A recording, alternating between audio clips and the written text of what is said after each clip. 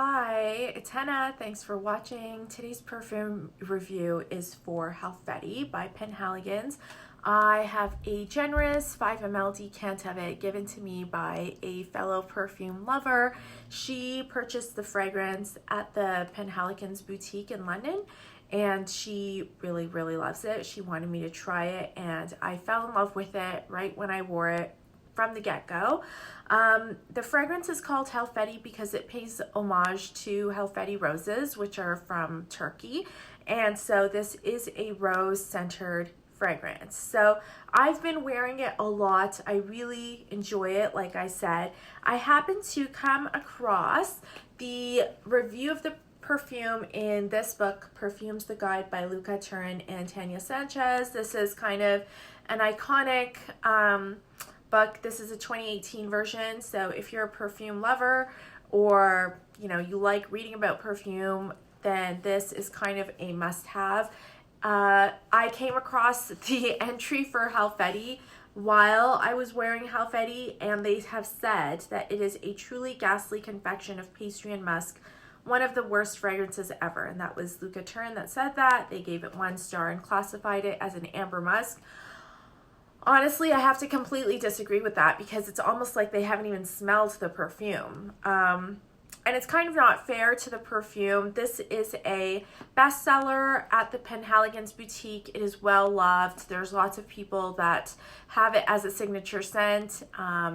People have told me that when you visit Penhaligon's, all you can smell is Halfeti. You can smell it in the store, you can smell it around the store. Everybody that comes out of there seems to smell like Halfeti. So if it wasn't so well loved, that really wouldn't be the case. This is a bestseller, and it's a bestseller because it's immensely wearable, completely unisex, and it smells really good. So I really don't understand their review at all. It's almost like they didn't smell it. But this, as I was saying, is a rose-centered perfume. It's spicy, it's complex, it's interesting. It has a gorgeous cedar wood dry down. So if you are a lover of that sort of dry down, then this is definitely something that you should smell. If you are someone that loves rose, then you should smell this as well. It is a play on that rose patchouli combination that's iconic, Portrait of a Lady, Eau Capitale by Diptyque. They also have rose patchouli scents. This is spicier because of the addition of saffron in the composition. And the saffron is kind of one of the notes that you get at the beginning, and it's paired with cardamom. Now, my pet peeve is when people smell cardamom and think of chai. Chai is actually super lactonic, and of course it has black tea in it. So just because there's cardamom in this, there's no chai vibe. It's cardamom and saffron, and that is just a different kind of cooling spice.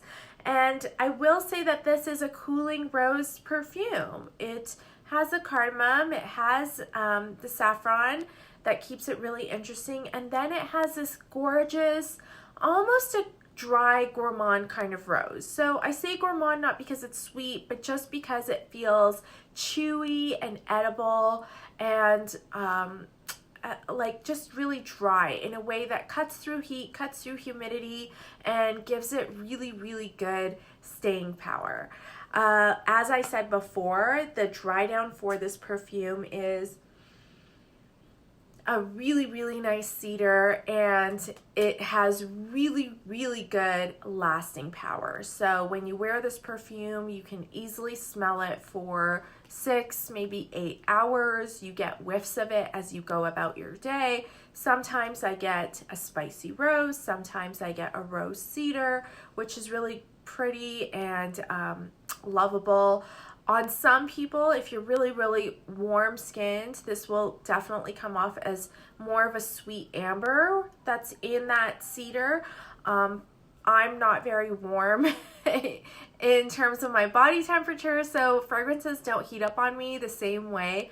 On me, this is predominantly a rose perfume, and it stays a rose perfume with that cedar in the eventual dry down. Really, when I put my nose to my skin, I can smell way more of that cedar, and when I smell it from far away, I can smell a little bit more of that rose.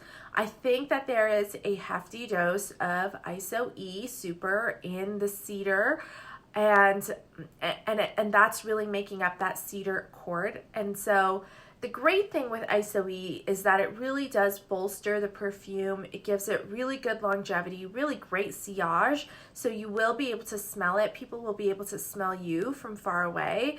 The only downside to something like oud-y is that you might become anosmic to it after a while, and you might not be able to smell the perfume on yourself, but other people will still be able to smell it on you. What usually happens when that is the case is that people tend to add more perfume, and that can be overpowering for everyone else. So I would just say that if you're one of those people that becomes anosmic to oud-y, just give yourself a break from the perfume. Maybe wear it one day and then the next day wear something else, and then when you come back to it, I think you'll be able to smell it just as well as you could initially when you started wearing it. But other than that, I think this is a really, really well done perfume. I think it's interesting. Like I said, it's complex. It's got spiciness, which keeps it really interesting, and definitely more interesting than, you know, that typical rose patchouli combo. I think the cedar dry down paired with that patchouli is also something that's a little bit different and adds another layer to it, so that if you like a woodsy perfume, this is a great woodsy one to try, because it is really woodsy, but also with that rose. As I said at the beginning, this is definitely a unisex scent, so perfectly suitable for men or women. I know both that wear it and wear it really well. I love to smell it on everyone, and like I said, you know, depending on how your skin heats perfume up or different environments, you will see that it can be a little bit more ambery instead of being quite so rosy. So if you're someone that doesn't normally like rose perfumes because they feel too feminine, I would say give this one a try, because it's definitely different. If you're the type of person that liked the spicy rose of Portrait of a Lady by Frederic Malle, also give this a try, because this is like that but still different. And really, you know, I think this is so much better than the review in this book, and I think everyone should smell it if they come across it, because it is a beautiful perfume. Thanks for watching, and I'll see you next time. Bye-bye.